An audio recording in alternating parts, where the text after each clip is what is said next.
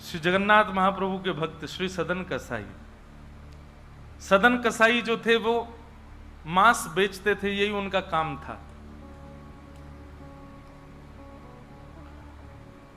एक बार ऐसे तराजू में तोलते थे मांस को, तो जब मांस का विक्रय कर रहे थे तो उनको पता नहीं चला, वो भार की जगह शालिग्राम जी को रखते थे। लेकिन कीर्तन उनको बड़ा प्रिय था, कीर्तन करते हुए मांस बेचते थे। बताओ, ऐसा उनका स्वरूप। एक बार एक महात्मा वहां से निकल रहे थे, तो महात्मा ने जैसे ही देखा, वो तो देखते ही पहचान गए, मुंह पे कपड़ा रख करके जा रहे थे, तो देखा कि ये तो शालिग्राम जी हैं। तुरंत, अरे तुम क्या कर रहे हो, बहुत बड़ा पाप है ये तो, साक्षात शालिग्राम जी हैं। उसने कहा महाराज मुझसे गलती होगी, मुझे तो पहचान है नहीं। बोले लाओ इनको मुझको दो।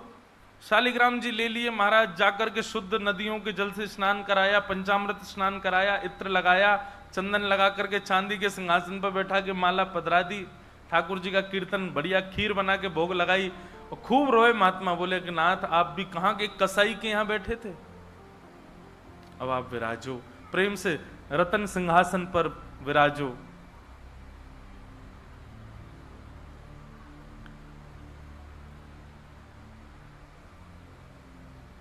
ठाकुर जी विराज गए।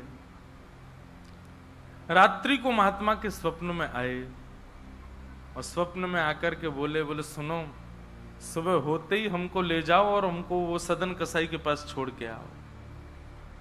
महात्मा बोले वहां प्रभु मांस बेचता है, वो आपको तोलता है, तोलने के लिए भार बना करके रखता है, आप उसके यहां क्या करेंगे। ठाकुर जी कह रहे हम जितना कह रहे हैं उतना करो बस। बोले नाथ ये तो वेद विरुद्ध हो जाएगा, ये तो शास्त्र विरुद्ध हो जाएगा, मैं आपको कैसे वहां छोड़ के आ सकता हूं। आपको वहां क्या सुख मिल रहा है, वो शुद्ध नहीं, पवित्र नहीं, उसका स्थान अच्छा नहीं, मांस विक्रय करने वाला व्यक्ति, महापापी व्यक्ति, वहां क्यों जाना है आपको। ठाकुर जी बोले कहीं पर हमको स्नान करने में सुख मिलता है, कहीं हमको सिंहासन पर बैठने में सुख मिलता है, कहीं भोजन करने में सुख मिलता है, कहीं माला पहनने में सुख मिलता है, सदन कसाई के हमको लुढ़कने में सुख मिलता है। उसके तराजू में जब वो तराजू से तोलता है तो हम इधर उधर लोटपोट होते हैं, हमको उसमें बहुत आनंद आता है, हमको छोड़ के आओ उसके पास ही। और वो मांस विक्रय करता है, चलो जो भी है, लेकिन जब उसके यहाँ तोला जाता है और वो तोलते समय हम लुढ़कते हैं तो वो कीर्तन गाता है, वो मुझे बहुत अच्छा लगता है, मुझे उसके पास छोड़ के आओ। न जाने कौन से गुण पर दयानिधि रीझ जाते। कभी कभी हमको ऐसा लगता है कि कुछ ना कुछ करते रहो बंधुओं, किसी से तो रीझ जाएंगे ठाकुर जी, कभी तो रीझेंगे, कभी तो उनको कोई ना कोई चीज तो भाएगी हमारी। इसलिए आशा मत छोड़ो, लगे रहो, कुछ ना कुछ करते रहो। पर एक बात, चतुराई से नहीं, जान करके नहीं, बिना जाने भोले बनकर, सहज बनकर के करते रहो। ना जाने किस भाव से रीझ जाए। सदन कसाई के पास महात्मा वापस आ गए और आकर के शालिग्राम जी देने, सदन कसाई बोलो नाथ यहां क्यों ले आए इनको दोबारा, यहां तो मांस बिकता हूं मैं, बहुत गंदा स्थान है ये। बोले धरो इनको अपने पास ही।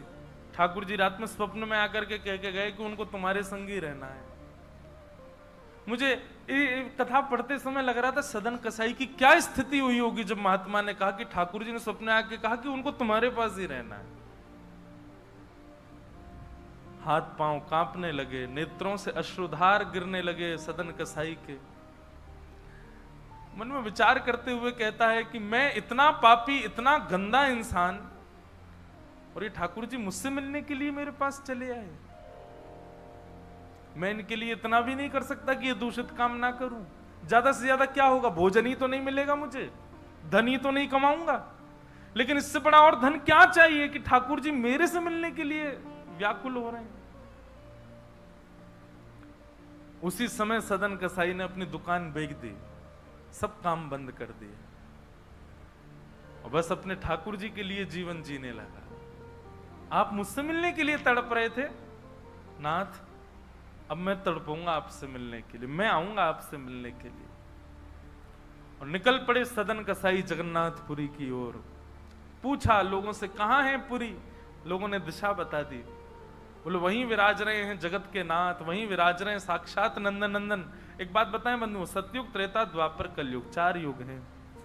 सतयुग के पूज्य ठाकुर जी, अर्चनीय ठाकुर जी हैं श्री बद्रीनाथ भगवान। सतयुग के जितने भी लोग हैं उनकी मनोकामना पूर्ति हो, उनकी सिद्धि पूर्ति हो, उनकी अर्चना का केंद्र हो, उनकी साधना का केंद्र वो बद्रीनाथ ही है। सदन कसाई निकल पड़ा जगन्नाथपुरी की यात्रा पर। बस बार बार उसके मन में एक ही भावना आती है, आप मेरे से मिलने के लिए तड़पे थे, आप मेरे पास रहने के लिए तड़पे थे, मैं आऊंगा आपसे मिलने के लिए। और निकल पड़ा। कीर्तन की टोलियां जा रही हैं, वैष्णव जन नाचते गाते हुए जा रहे हैं। जैसे जैसे वैष्णवों की टोलियां और कीर्तन की टोलियां निकलती हुई देखे सदन कसाई, उसका मन हो कि मैं भी चला जाऊं। तो जो लोग पहचानते थे वो लोग कह देते थे, अरे कसाई है ये। तो सब लोग उसको कहते, भाई तुम हमसे दूर चलो, हमारी टोली में चलोगे, हमारे संग बैठ के खाओगे पियोगे, हम सब अपवित्र हो जाएंगे। जिस मार्ग पर सब लोग चल रहे हैं सदन कसाई उस मार्ग से उतर करके चल रहे हैं।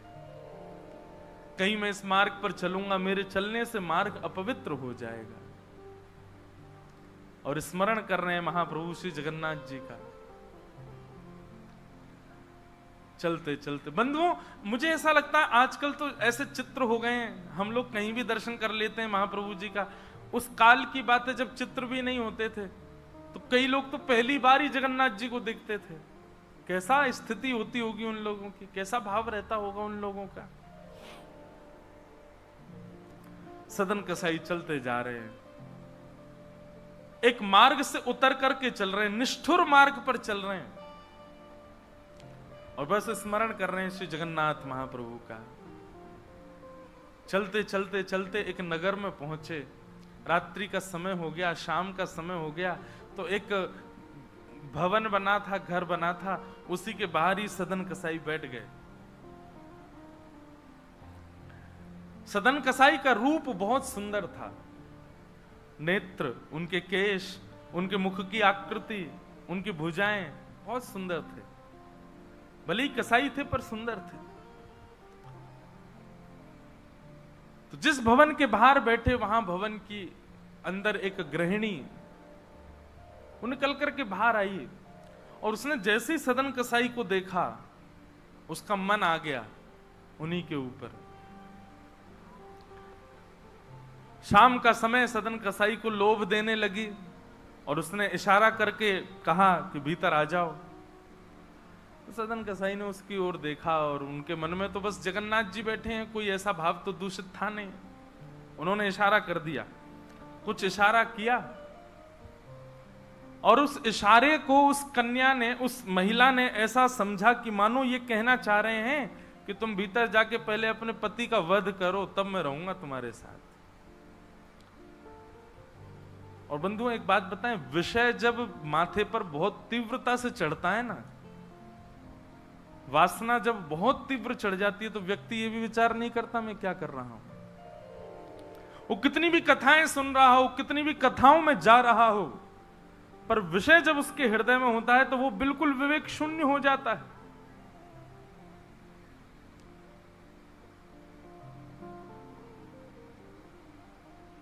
विषयों का मतलब, विषय भोगने से पाप कम लगता है, पर विषय जब सिर पर हावी होता है तो उस समय जो हम विवेक शून्य हो जाते हैं उससे पाप ज्यादा लगता है हमको। विषय हावी हो गया उस माता के, भीतर जाके उसने अपने पति का वध कर दिया, मार दिया।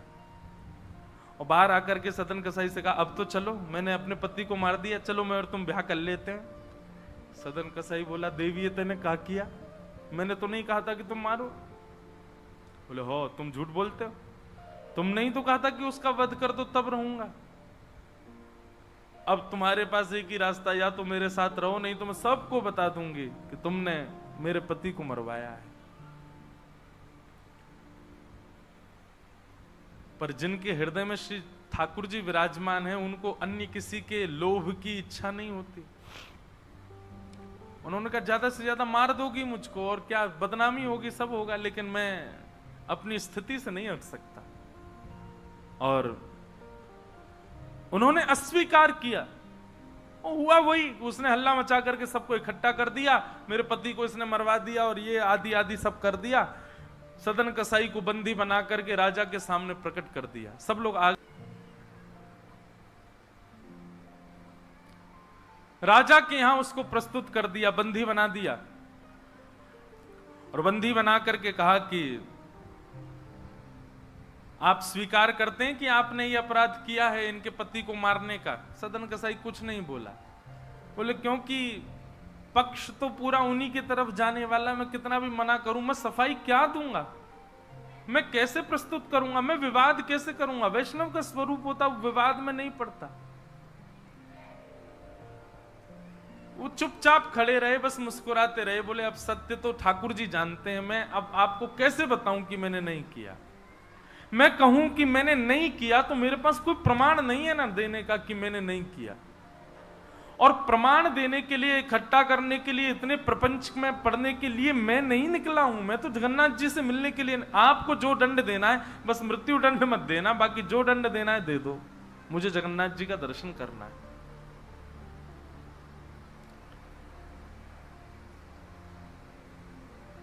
राजा ने सदन कसाई की बात तो मानी कि मृत्यु दंड तो नहीं दिया, पर कहा कि जिन हाथों से तुमने उस व्यक्ति का वध किया उन हाथों को हम काट देंगे। सदन कसाई बोले मैंने एक बार एक कथा में सुना है कि श्री जगन्नाथ जी की भी भुजा नहीं है, लो काट दो। जैसे मेरे स्वामी वैसा मैं, और अपनी दोनों भुजाएं आगे कर दी। मेरे स्वामी भी तो ऐसे ही रहते हैं। अच्छा, एक बार की बात है, गोस्वामी तुलसीदास जी दर्शन करने गए जगन्नाथ जी का, और जैसे ही जगन्नाथ जी को देखा तुरंत नेत्र बंद कर लिए। बोले राम राम राम राम जी, मैंने क्या देख लिया? तुरंत बाहर निकल करके आए, भागे मंदिर से दूर। किसी ने रोका, बोले क्या हो गया गोस्वामी जी? बोले ये मेरे ठाकुर जी हैं ही नहीं। कैसे ठाकुर जी? इनकी तो आंख पिघल गई, मुख पिघल गया, हाथ पिघल गए, पैर है नहीं, ये मेरे ठाकुर जी कैसे? मैं तो अभी रात में तो कहीं नहीं जा सकता, पर सुबह होते ही चला जाऊंगा, मैं जीवन में कभी नहीं आऊंगा। इतने ज्यादा भयभीत हो गए। रात्रि में गोस्वामी जी जैसे ही सोए तो महाप्रभु जगन्नाथ जी उनके स्वप्न में आए, धनुष बाण हाथ में लेकर के राघवेंद्र सरकार प्रकट हो गए। बोले भगवान वजह से है? गोस्वामी जी बोले मेरी वजह से? बोले हाँ, तुमने मानस जी में लिखा है, बिन पग चलहि सुनहि बिन काना। वो बिना पैर के चलता है परमात्मा, बिना कानों के सुनता है।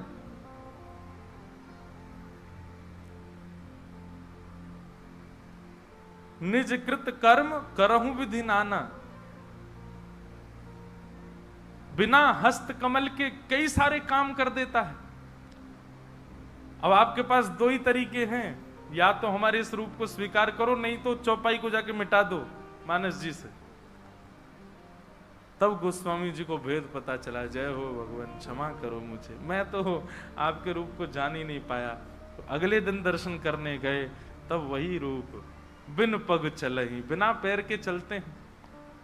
और ऐसे कोई दुनिया का ठाकुर नहीं चलता जैसे जगन्नाथ जी चलते हैं। कोई भी ऐसा प्राचीन मंदिर आप बताओ जिसका ठाकुर निकल के बाहर आता हो, पूरे वैष्णवों के मेला के साथ में चल के जाता हो, एकमात्र श्री जगन्नाथ जी। और सुनो, आप लोग कभी दर्शन करना, श्री जगन्नाथ जी मंदिर में जाओगे तो जो गरुण स्तंभ है, जहां पर गरुण जी विराज, सब लोग गले मिलते हैं, वहां पर उस गरुण स्तंभ के पीछे भोग घर है ठाकुर जी का। ठाकुर जी का जो प्रसाद है वो वहां रखा जाता है, गरुण स्तंभ के पीछे। और श्री जगन्नाथ जी कहां बैठे? भीतर गरुण स्तंभ वाला सभागृह, फिर उसके बाद एक सभागृह और है, फिर तीसरे गर्भगृह में वहां जगन्नाथ जी बैठे हैं। मतलब जगन्नाथ जी से और जगन्नाथ जी का जो भोग घर है, जहां पर भोग रखा जाता है, वो कितना दूर है? 1 2 3 तीसरी बेड़ी पार करके है। और आप कभी भी देखना, महाप्रसाद का भोग वहीं लगता है। ठाकुर जी को इतनी दूर रखा जाता है भोग, क्यों?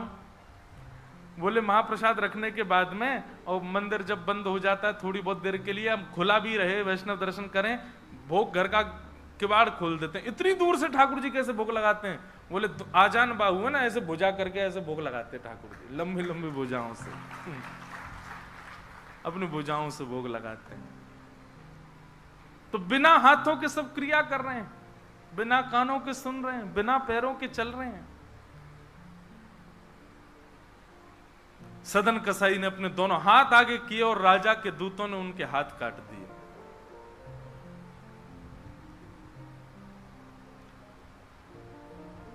पीड़ा में नहीं है, प्रसन्नता में है।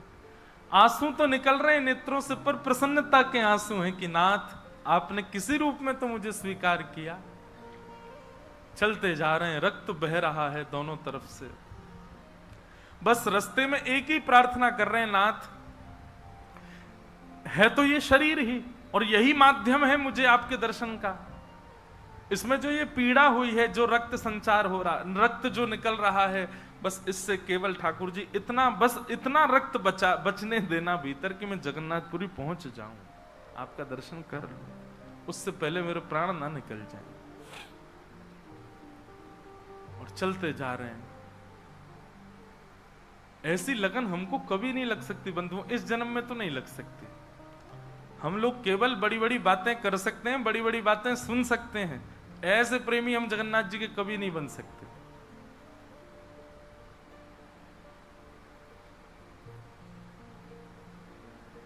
अरे हमारा कोई छोटा सा काम बिगड़ जाए तो हम जगन्नाथपुरी ना जाएं? अरे महाप्रभु जी ने तो मेरा ये काम बिगड़वा दिया। यहां तो हाथ पांव कटवा देते हैं वैष्णव ठाकुर जी से मिलने के लिए। सदन कसाई जैसे ही श्री क्षेत्र में उन्होंने प्रवेश किया, और जैसे ही प्रवेश किया ब्रह्म वेदी पर श्री जगन्नाथ जी झूमने लगे। पुजारियों ने जाकर के कहा, महाप्रभु जी आज्ञा करें, आप इतने प्रसन्न क्यों हैं? बोले मेरा एक भक्त आया है, वो बेचारा बहुत कष्ट में है, आप लोग तुरंत पालकी लेकर के जाइए और उसको लेकर के आइए यहां पर। पुजारी सब पालकी लेकर के दौड़े और पुरी में प्रवेश कर रहे वैष्णवों से पूछने, अरे भैया महाप्रभु जी का कोई भक्त आया है क्या? महाप्रभु जी ने पालकी भेजी है उसको ले जाने के लिए। महाप्रभु जी आज बड़े प्रसन्न हैं, उनका कोई परम वैष्णव भक्त आया है। तो सदन कसाई ने जैसे ये बात सुनी कि पुजारी हल्ला कर रहे हैं, कोई बहुत बड़ा भक्त आया है, महाप्रभु जी ने उसके लिए पालकी भेजी, तो सदन कसाई इतने खुश हो गए, बोले आज ठाकुर जी के दर्शन तो होंगे, उनके एक प्रिय भक्त के भी दर्शन हो जाएंगे, कितना मेरा सौभाग्य होगा। और रही बात, मैं तो बहुत बड़ा पापी हूं, मैं तो रास्ता भर यही सोचता आ रहा था कि मैंने इतना पाप किया, इतना मांस बेचा है जानवरों का, महाप्रभु जी पता नहीं मुझसे नाराज होंगे, पर आज लगता है कोई परम वैष्णव भक्त आया तो महाप्रभु जी का मूड बढ़िया होगा, आज प्रसन्न होंगे। तो प्रसन्न मुद्रा में ठाकुर जी बैठे होंगे, तब मैं दर्शन करूंगा तो मेरे सारे अपराधों को क्षमा कर देंगे। वहां तो भीड़ लग गई पालकी के पास में, बोले हम हैं परम भक्त, और वो सदन कसाई दूरी खड़े हैं, बोले इनमें से कोई होगा जो पालकी में बैठेगा, आज पहले उसको प्रणाम करूंगा फिर महाप्रभु जी को करूंगा। वहां तो इतनी भीड़ लग गई कि पंडा पुजारी पालकी लेके जान बचा के भागे वहां से, क्योंकि सबको लगता है कि हमसे बड़ा भक्त तो कोई है ही नहीं। पालकी खाली लौट करके आ गई। महाप्रभु जगन्नाथ जी बोले तुम खाली आ गए, लेके नहीं आए उनको? बोले भगवान आपके एक दो भक्त तो है नहीं, वहां तो हजारों भक्त, एक पालकी उसमें कितनों को बैठा किया है, सब चढ़ने लगे। बोले हम हैं भक्त, हम हैं भक्त। आप कोई संकेत बताओ, आपके भक्त का कोई लक्षण। श्री जगन्नाथ प्रभु के नेत्रों सजल हो गए, बोले मेरी तरह उसके भी हाथ नहीं है, जो आया है वही है मेरा भक्त, उसको लेके आओ।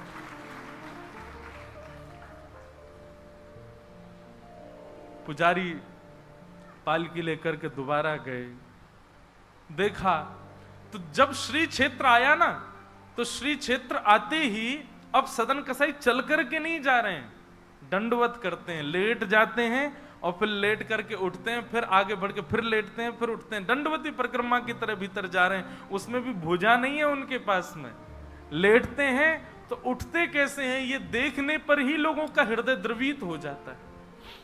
और किसी से सहायता नहीं लेते। वो तो दूर चल रहे हैं ना, उस मार्ग पर ही नहीं चल रहे जहां सब चल रहे हैं। बोले कि मैं चलूंगा तो अपवित्र हो जाएगा मार्ग। एक सर्प के भांति जैसे रिगड़ के सर्प चलता है, ऐसे सदन कसाई आगे बढ़ रहे हैं। और प्रसन्न मुद्रा में मैं महाप्रभु जी से आज मिलूंगा। पुजारियों ने जाकर के जब उनकी स्थिति को देखा, कोई अपने नेत्रों के आंसुओं को रोक नहीं पाया। बार बार महाप्रभु जगन्नाथ जी को प्रणाम करें, कितने दयालु हैं नाथ, कितने कृपालु हैं आप। सदन कसाई को जाकर के पुजारियों ने उठाया, बोले चलो महाप्रभु जी ने तुम्हारे लिए पालकी भेजी। सदन कसाई बोले आपको कोई गलत सूचना मिल गई, मैं नहीं हूं वो भक्त जो इसमें। बोले नहीं तुम ही हो, ठाकुर जी ने आज्ञा करके भेजा है। सदन कसाई बोले अगर मैं पालकी में बैठा तो मेरे अभी प्राण निकल जाएंगे, आप सबसे प्रार्थना है मेरी, मैं महाप्रभु जी की आज्ञा स्वीकार करता हूं, मैं आपके संग चल दूंगा, लेकिन पालकी में नहीं बैठ सकता। चलने लगे, बस इसी बात से प्रसन्न है कि महाप्रभु जी ने मुझे स्वीकार तो किया। और जैसे ही सिंह द्वार पर पहुंचे और दंडवत करते ही जैसे ही श्री पतित पावन भगवान, सिंह द्वार पर ही श्री पतित पावन भगवान है, बाहर ही उनका दर्शन हो जाता है। उनको देखा, देखते ही बोले ये पतित पावन भगवान है, श्री जगन्नाथ जी के ही समरूप हैं, पहले इनका दर्शन करते हैं फिर जगन्नाथ जी का दर्शन होता है। जैसे ही दंडवत किया, अभी तक तो उनको ग्लानि नहीं थी कि मेरे हाथ नहीं है, पर अब दंडवत करते समय उनको तनिक एक ग्लानि से हुई, काश मेरे हाथ होते तो मैं भी ऐसे दंडवत करता, दोनों भुजाएं आगे कर लेता। और इस भाव से जैसे जो शेष भुजा थे थोड़े से, उनको आगे करके रुदन करने लगे सदन कसाई।